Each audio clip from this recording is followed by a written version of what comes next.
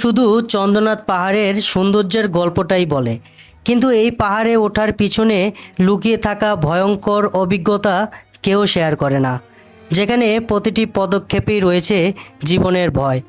একটু ভুলেই থেমে যেতে পারে আপনার জীবন। সীতাকুণ্ড পাহাড় বাংলাদেশের চট্টগ্রাম জেলার সীতাকুণ্ডে অবস্থিত।